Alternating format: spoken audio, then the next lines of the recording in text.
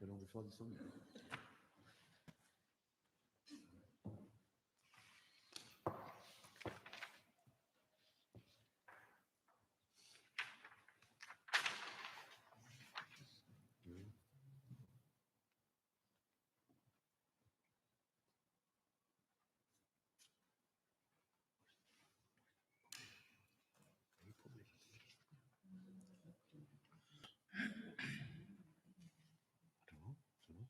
I guess so.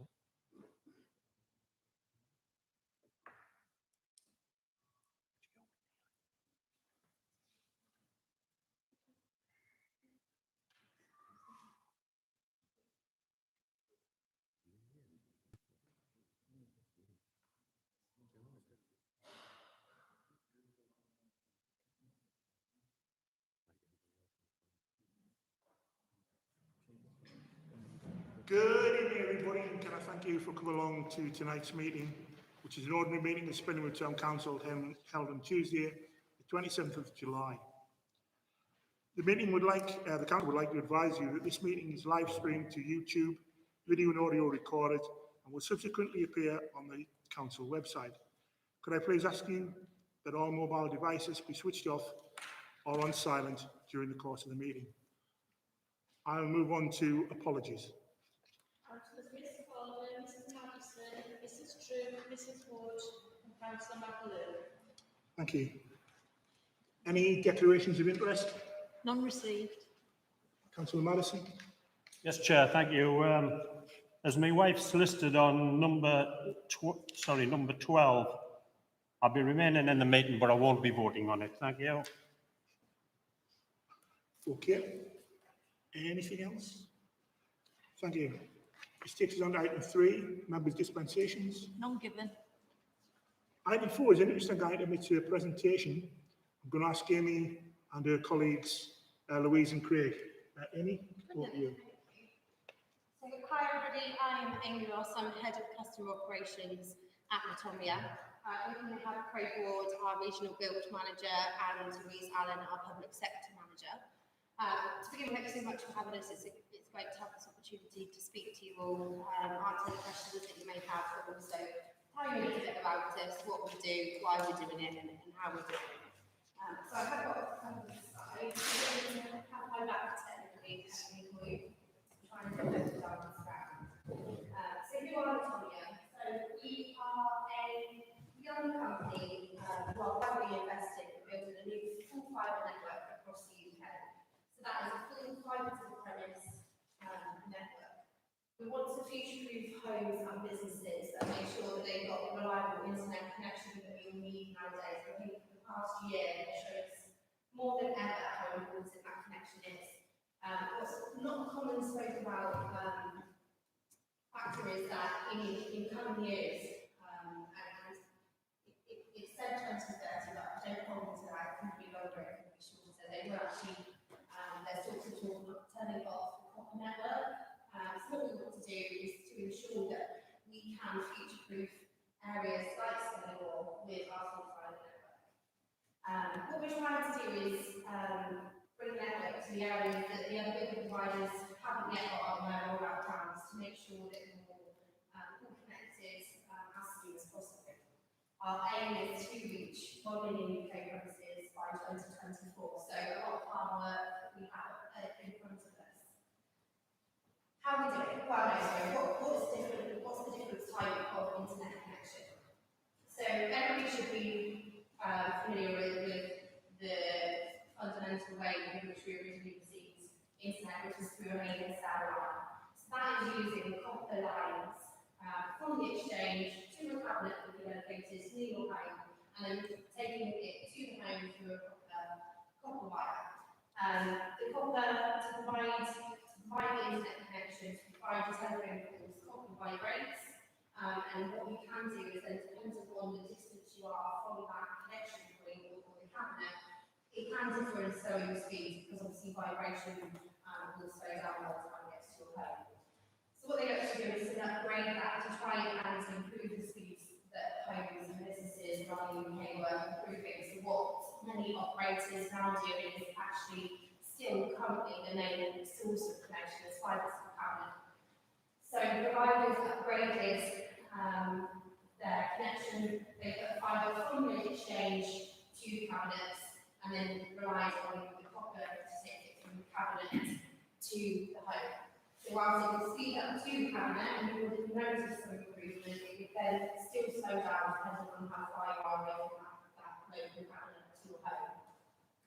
Fibre to the premises, so this is what we are deploying, and we are very proud of how we deploy, because we don't use cabinets, we don't use distribution points. It's a completely passive network, which means that it doesn't rely on any electrical equipment. It purely focuses on light being transferred from the exchange to the home. So that is fibre straight from the local exchange all the way to the home, making sure that there's no compromise of segregation. Because you haven't got that electrical equipment and light, there's nothing faster. So it's not going to slow down by the time it gets to your home. What are the benefits? Obviously speed.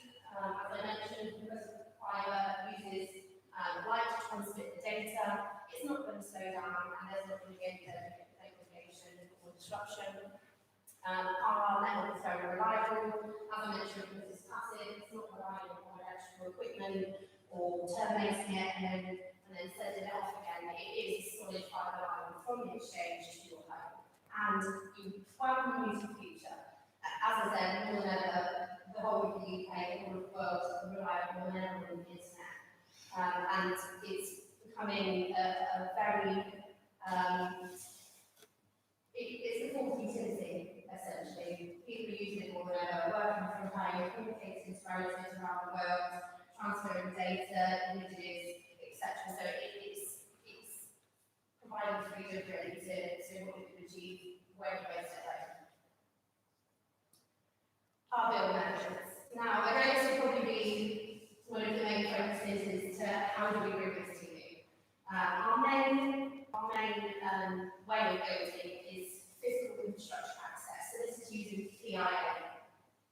What it essentially is using existing ducting that is already laid in the ground and simply feed fibre through to connect to homes. So wherever possible we will utilise existing ducting that's already in the ground. It obviously is not very disruptive because we can lift up the chamber, feed fibre through to the residents. It's almost sewing fibre around the city or around town. This is also with telephone poles. So whilst some ducting will be underground, some areas of the UK still rely on overhead connections. So where there is overhead connection, we'll utilise those poles that are already there by putting our equipment on and feeding the fibre overhead. Where the existing telegraph poles, the area is connected overhead, but we need to fill some gaps. We will erect new telephone poles to make sure that we can reach every single home in that area. Or alternatively, we will do traditional dig service works, that's digging up the road, laying our own trenches, popping in the ducts in, feeding fibre through to connect the home. So our main focus and what we want to do, if we could, we would connect the whole of our build areas using PIA, but unfortunately there are some areas where that's not possible. And that is because the current connections are direct buried, which means that instead of it being placed in ducting, the cable is directly buried in the ground, which means we can't feed our fibre through. So that's when we would look at the alternative options. How do we choose build method? So there's so many different things that we consider when we're designing a new network, and our designers will take all factors into consideration. So the existing infrastructure, the space already in the highway, obviously where these areas have all their utilities in the ground already, it limits the space that we have to place more ducting or more cables. Permit approval time frames, so how quickly can we get this network to you? We're all running on a timeline commitment to make sure that the whole of the UK is connected. It's a government directive to cover, I think it was 85% by 2025. So although we're competing with other providers, we're also working as a big massive team. We've done a lot of work to do to connect everyone. speed at which we can do it is disruption, tools to the area, costs, and of course, many more. It's important to note when we are building, it can vary from street to street, from neighbour to neighbour. So you could have one home, number one, connected overhead, connected underground. Really depends on all of the other factors. There are many properties that, the conversations that we have daily is the different build methods, the way we affect the home very different bits, what we can utilise to get it there as quickly as possible, with system disruption, and making sure that we can get everything connected. And we make sure that the timescales are effective and we can get those customers on board. Just to give you some facts on Fenimore builds, and Craig, you have to correct me if I'm wrong. We're connecting 15,000 homes and businesses in Fenimore, investing just under 5 million in doing so. We began the build in April time, and we've still got about 70% to complete, but we have actually got quite a large uptake of customers and ready for service areas in Fenimore, so it's progressing really well. Yeah, we'll probably be building sort of probably October, November. Which will cover basically sort of our Pleasance, Ferry Hill, Kirk Harrington, Spennymoor, so. Yeah, thank you. So just talking as a new infrastructure builder, so we're the ones designing and installing the fibre and making sure that the homes within Fenimore are able to receive the full fibre to the premise network. We have we're deploying our network, it's built as an open network. So that means any internet service provider can approach us, have a conversation with us, get an agreement, and provide service on our network. Now we've only been building for a year, so we're still quite a young company. The North East is almost our home county, and that's where we first started in Peasley, moved across to Durham and Spennymoor. So we're still very young. So at the moment we have our partner company, U5 network. We do hope to have many more in the years to come. Below are some of the examples of U5's packages. I think you do have some of those links on the nice side, so it's important to keep your eyes peeled for them. But you can see that they're offering excellent speeds for an excellent price. Our network is actually capable of offering up to 10,000 gigabits, so it's quite a substantial speed you can get to your home. Those kind of speeds tend to take more businesses, but if you want it to your home, you can have it to your home because the ability to do so is there. I think what's also a really important factor, we're obviously a very young company, we're new, people haven't really heard of us. It tends to be a big provider that people think of when it comes to internet service. So one thing that we really pride ourselves on is that we like to think we're quite an approachable company. Whilst we're really young, we have, I think, about 25 to 30 employees within Insomnia, so we're still really small. We like to pride on our approachability, and we're there to support for councillors, residents, businesses who want to ask any questions. More information can be found about Insomnia on our website. We also have an email address that residents or yourselves can use to contact us, and we pride ourselves on the fact that we respond to them within 24 hours at the moment. So we're there to support you if you've got any questions, but also any residents that's got any questions. I think that's my presentation finished. I've got some stock talk of Insomnia. I don't know if anyone has any questions or anything. Can I, first of all, thank you very much for the presentation, I think appreciate it. And I will open it to the floor if there are any questions. Oh, yes, sorry. Thank you, Mr. Mayor, and thank you for the presentation. It was much appreciated. Can I just ask, will all parts of our area be covered with this new faster speed internet? Or will there be certain areas that for logistical reasons can't be accommodated? So currently, that's a really good question actually. So there's actually a really large area we've looked to connect. Now, maybe some of you may have seen, may not have seen, a lot of the areas, well, not a lot of the areas, some of the areas that you can see in Durham were due to be planned by pole, and this was in areas that didn't currently have poles. Due to feedback we had from residents in meeting in Durham, we appreciate how important the aesthetics of an area is to local residents, and therefore I've taken that feedback on, and as such have temporarily paused some areas of Spennymoor due to it being, we had originally planned to connect it by telegraph pole, but there was not any poles in there. So what we will look to do is to return to connect them via alternative methods.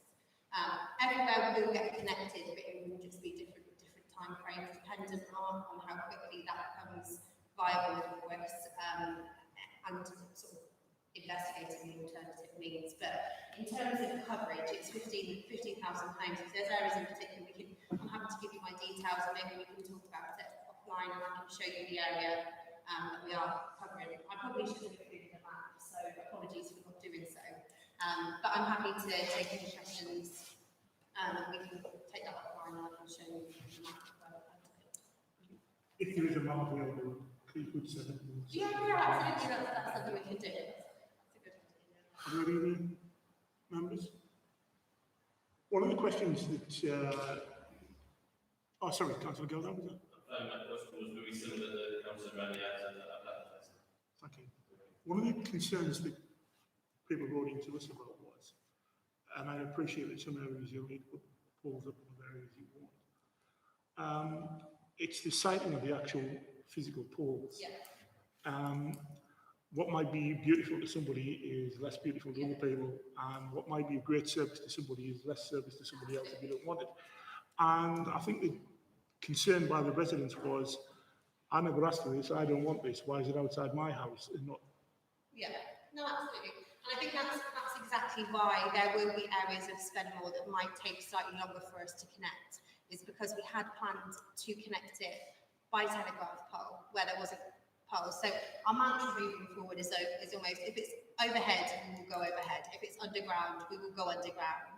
There are areas that we had planned to go overhead, but all the network is underground. So those areas are on temporary hold while we look at the viability of other options to connect. So we will only install a new telegraph pole if the area already has telegraph poles. And notices will be placed up within, I think it's 28 days notice that we have to give, and that gives residents the option to reach out to us to discuss through the email address that you saw up there. We also go through a validation process with Durham County Council with a specific pro forma for every pole that we do want to install. So it's validated by Durham County Council before any pole installation goes in. Anybody else? Stephen? Yeah, just on the poles thing, obviously I've noticed a few coming up in my little ward there that are there. And one of the things you said you determine if a pole's been overused. And what's your basis to that? How do you do that? So one of the things you said was, one of the things in your presentation said, if a pole is currently there but there's no space on it, for example, how does that work? Because somebody might say, oh, well, there's a pole there and you put another one there, and that'll be a question I think that people will ask. All police have specific regulations and specifications about what can go on their poles.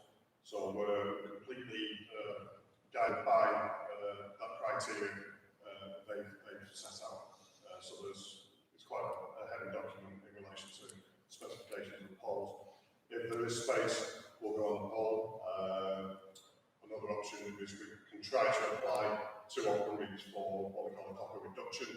That's really ultimately down to open reach's decision whether they will proceed and reduce the part on that existing. So just a quick follow-up. So what that means is if OpenReach turn around and say, yeah, you're not putting anything on our poles, then you can't put anything on the poles and you've got to look at putting your own installation in somewhere else. Yeah, so we may have intermediate poles because of span lengths between poles, so we may have an intermediate pole, or we may require a feeder pole at the very end of that line, depending on what we can. And just a final point, if you're putting poles up what's stopping Openreach putting other poles up as well, or any other major supplier? So that's a really interesting point, because as a telecommunications provider, the work we're doing is permitted development. So the process that we go through with Durham County Council is to support the local area because of the frustrations that have been caused.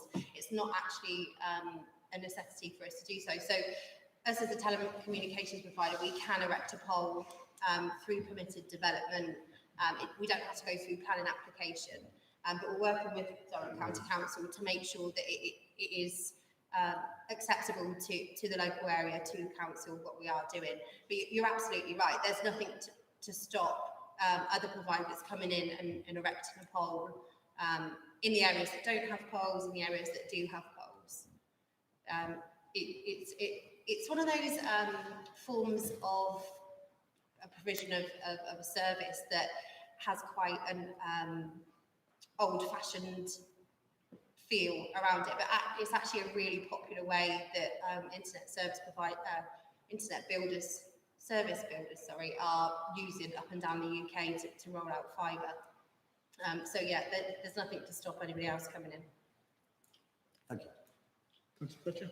Yeah, probably following on from Councillor Dillon and Foster's, and excuse me if I repeat what they've said, but my hearing isn't very good in this hall. So, I think it's Barnfield Road, Tudormoor, and a third area, which I can't remember at the moment. Are these a hard and fast position where these poles have to go? Is there any variation on it, or must they go in that position? And is it the only option that the pole must be there? There's no other way around it other than a pole in that area? It will ultimately be governed by the architecture of the existing Openreach network and the maximum spans that we have to go to in the poles, depending on case by case and pole by pole. It'll be down to the actual guidance from Openreach to where their existing plans is. So they could actually say that's the wrong place for that pole. Openreach has got nothing to do with the installation of the only poles. But the position. Poles may be required to infill any gap between the actual Openreach network. It can vary depending on the area, how many homes are connected, how much span fibre you can hopefully put two poles. Varies so much between each other. So it's a case by case basis. Yeah. Could I just ask one other thing, just totally unconnected with the polls. A couple of times you said you're a very young company. How long have you been trading? So we were founded in 2018. We started building in Eastleigh in July last year. I think we had our first live premises towards the end of 2020. Durham County Council has been working with Omnia since 2018, kind of helping with plans, highlight areas where there's been a need for infrastructure where other providers haven't been. So Durham County Council are working on this. Okay, thanks very much. I'll bring in Councillor Johnson and Councillor Manson. Councillor Johnson? You mentioned there about BT and obviously the poles being felt, which is why you might need to get your own. Moving on from Councillor Glenn's question, what are your plans in relation to other companies that are coming through? Because, as you said, you're a young company. There are obviously you're at cutting edge now, and you mentioned some dates there where it's quite realistic to expect that there will be other providers popping up who are going to need to go through the same process. Are we only going to be open to allow that we can use these poles, or are we going to be expecting that therefore we have the same situation potentially with other people? Are you going to be providing effectively a pack, as your colleague mentioned there, that like Openreach do, to allow other people to use these poles? So how our network will work is that we can have other providers. So we could have BT, Sky, Talk, all the other providers on our network already. They would just need we would just have a partner agreement with them, they'd be able to provide the network.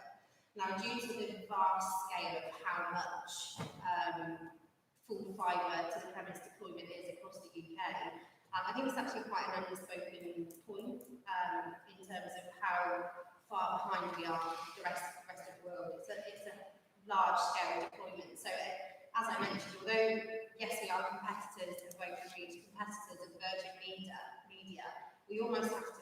together to make sure that we can cover the UK within that period of time. So absolutely, there is a potential that other providers come in. Would that be within the next few years? I would see quite unlikely, because there are other areas that still need full fibre to the premise. So why would you install a network that's already been built?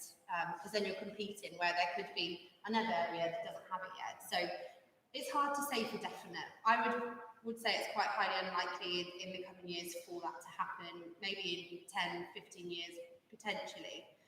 In terms of other providers using our poles, because it's an open network, I'm sure that's a discussion that we would have, but I suppose haven't got to that thought or process yet, because the possibility of it happening at the moment is quite low. Can I just add on the back of that? I was working with our county council on their digital guarantee until recently, and I was speaking with all of the providers that are currently working within Surrey County, and a lot of the providers are talking together to make sure that they're not all doing on each other's networks, because there is this drive from central government to have 85% of the UK covered full wireless premise. So they are talking amongst themselves to ensure that they're not overbuilding into stop the scenario where they're on each other's toes, where they are operating. So that's probably one of those discussions I have in the background. That's fine. My question was mainly there because quite a few of the questions I've had from people within my area have been around, you know, how many of these are we going to get? How many are we going to expect? Are we going to expect other providers in the long term, not thinking short term, but thinking, you know, medium to long, in relation to other people putting these up? If, you know, yourselves deciding you need it, you know, Joe Bloggs could come along and cite it next. Yeah. So I can't say for sure, because we can't control what other providers do, but I think it's highly unlikely that we would overbuild from network. Yes, it may happen in small patches where one just intersects with another one's coverage, but as we said, although we're competitors at the moment, we're having to almost work as a big team to make sure that we can get the UK covered. Yeah, that might be something. It's something that I can definitely take away, or I can put you in the right direction to answer that question, because it's something that we don't really have much control over. Other providers could do it, but are they likely to? I would be unsure that they would want to overbuild at this moment in time. But I can provide maybe yourself with the contact details and the best point to pose that question. Thank you. Councillor Madison. Thank you, Chair. One of the bones of contention which I have in this town, which we've had arguments over loads of times, I just don't know if you're going to incorporate these, they are masts, large 100-foot masts. There's one straight out that window. We have 6. Are you going to put any of these up, or are you going to use existing ones? No, so the biggest equipment we all have is a telegraph. Thank you very much. It's a non-solar. Cheers. Okay, one last call, if there's any. Just if the child does expand, will you be looking at obviously doing the new developments as well? Absolutely. So absolutely. So we've got a business development team already within our business, and they're constantly looking at areas of growth or development within areas that we're already in, but also surrounding. One thing that we're working with is with Digital Done with the Gigabit Voucher Scheme. So what we find is there's a lot of rural areas around big towns and cities that can't get connection because it's too expensive to get out to there. So there's actually a government scheme that we can work with to expand the network out. So we're constantly looking for areas of development, expansion, and we have to if we want to reach 1 million premises by 2024. So we've got loads of towns and cities that we plan to go to up and down the UK, but there's also that constant development of the areas that we're already in of our network, and it will become almost a maintenance part and sort of the post-build expansion where new developments arise. We've also already come off some of the new development areas and Like Wayside. it's coming off, again, utilising the DIA on which infrastructure trolley there would be good as an estimate. It's a good question to ask that, because especially with new build properties, they don't come standard with fibre broadband technology. Everybody rightly assumes that a new build is going to have that new infrastructure in, and it can cause quite a few complaints with developers later on down the line, or trying to go through open which called their retro build sites. So by our business development team having a look at those opportunities, hopefully we'll be able to identify a lot of those concerns. Brilliant. Well, can I thank the three of you very much for your time? Thank you so I much. appreciate your efforts there tonight.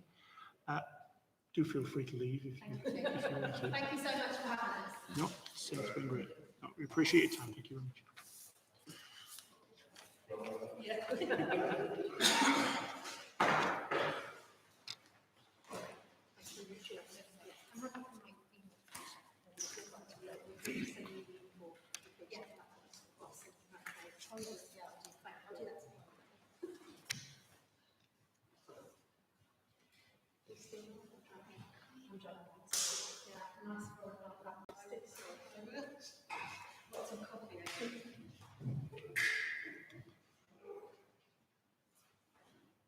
Thank you so much. Thank you. Thank you. Nice to meet you.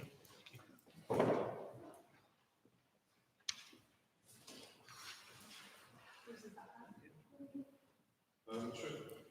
Amy, you got your bag? Yeah.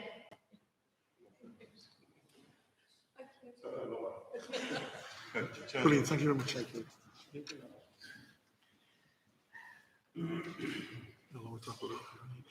Okay, item 5 on the agenda, public questions. None for this evening.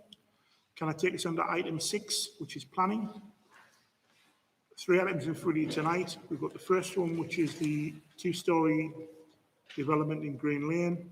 We then move on to the compounds to the industrial estate. And in front of you this evening, you'll see planning applications from Byers Green. Are there any comments anybody wants to make?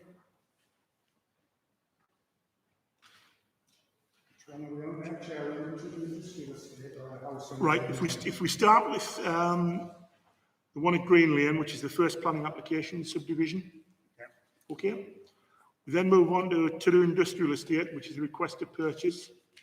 Just the house on Green Lane, no problem, it all looks very nice. I didn't actually get any information on it in my pack, so I looked on the Durham County Council website, and I noticed a few years ago a 2-storey extension was refused. Do we know a reason for that? Was there a reason for that? I don't know of any reason for that. And obviously, if it was refused on grounds, then those grounds will still be viable when people make this application. And obviously, we can discuss it at that time. I don't think there's anything else we can add to that one at the moment. Then there's to the industrial estate. Any comments on that? And then, like I said, there's the application for 9 buildings down at Byers Green. Councillor Madison. I would just like to fill you in on this. I know Mrs. Madison was talking to this guy this morning, and it's been in before years ago, and it's been built on a green belt. Apparently, it was refused then, but it's very early days. It'd have to go out to consultation, so it's just nowhere near. That's all I've been told. Thank you, Chair. Okay, if everybody's happy, we'll move on to item 7, which is the minutes of the last full council. Mr Mayor, I'd like to move the minutes of the council held on Tuesday, the 22nd of June 2021 as a true and correct record. Thank you. And I'll second those, Chair. Okay. Everybody's happy, agreed? Silence, it's consent. Move on to committee minutes, policy and resources. Mr Mayor, I'd like to move the minutes for the Policy and Resources Committee held on the 6th of July 2021 as a true and correct record. And I'll also second those, Mr. Okay. Everybody's happy? Move on to facilities and recreation. Chair, I'd like to move that the minutes of the Facilities and Recreation Committee of the 30th of July 2021 be received as a true and accurate record. Thank you, Councillor. And I'm more than happy to second them as well. Okay. Everybody's happy? Agreed? Yeah. Okay. This takes us on to the minutes of the Audit Committee. Mr Mayor, I'd like to move the minutes from the Order Committee meeting held on the 8th of July 2021 as a true and correct record. Thank you. I'd like to second those, Mr Mayor. Thank you. Brilliant. Move on to the Mayor's communications. As listed in front of you, obviously the highlight is the actions around the town gala. And can I again take this opportunity to thank the gala committee for their kind words. I think it was an interesting, pleasant day overall. In fact, the 3 days were interesting. It was a good opportunity for the town to get together and celebrate. And obviously we look forward to doing much more of that over the next few days. It's always a joy when you do get a chance to, see the community activities taking place. It was good to see so many charities and the town man represented it on the day. And it was good to see so many visitors to the town as well. So I think the gala was a great success and hopefully it'll go from strength to strength. Can I take this opportunity to remind people about, sorry, sir. I just want to ask a question in communication. The quiet time of the town gala, is that the first time they've done that? It's the first time they've done it formally. I think John Colleen's done it in other places, and it's something he's wanted to do for a number of schools to take part in it. It's aimed at special school children, autistic, etc., other groups like that. Unfortunately, due to COVID, some of those schools weren't able to attend this year, but I think the lessons learned will feed into next year. But from my point of view, the kids who were there really enjoyed it. And I just think it's, I thought reading that, I thought it was excellent. It was a fabulous event, and the kids could choose the things that suited their needs. And I think the adults got as much fun out of it as the kids did. Certainly, some of the gala committee that were with me thoroughly enjoyed it. Can I take this opportunity to plug the Mayor at Home? I'll be hopeful to be seeing you all there. And if anybody's got some tombola prizes, I'm more than happy to accept them and put them to good purpose. Again, equally, I hope to see you all at Party in the Park. And I'm sure you can all do your Robbie Williams impressions, and it'll be much appreciated. Okay, thank you very much for that. This takes us on to the performance management report. Any comments, any questions? Anything that needs highlighting? If not, if we're all... Oh, sorry, Councillor Moran, my apologies. It's just to get status, because I haven't seen it on the report. Are we coming along now with the cemetery walls? What stage are we at of getting them seen to? Because I know it has come to council on a couple of occasions. I've been down there so. Through you, Chair, the priority has been seen to the wall that fell down at the closed churchyard, and those works are nearly complete. And then we need to bring another report back to council about the costs for the other two church walls, the cemetery walls. We had the contractor do them in high, medium and low requirements because the overall budget was massive. So we'll bring a report back to council outlining what those were. Okay. Move on to item 11, which is decision notice, which is purely for information. If everybody's happy, this takes us on item 12 on the agenda. All the other groups have submitted the names that they want to attend on behalf of their group. I've got one outstanding place, which is the Independents. I've got two names, Elizabeth Wood and Elizabeth Madison. Unless anybody objects, I'm just going to ask people to vote on that. So all those in favour of Elizabeth Wood?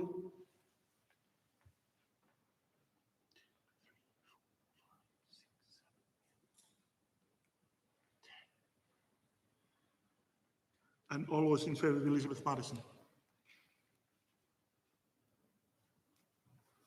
Okay, I believe Elizabeth Wood will be invited along to the first meeting. Thank you, members, for that. Takes on to item 13 on the agenda, which is the usual summer businesses, business arising during the summer recess. Everybody happy to accept that motion? Brilliant, thank you very much for that. No objections. This takes us on to item 14, which is the exclusion of present public.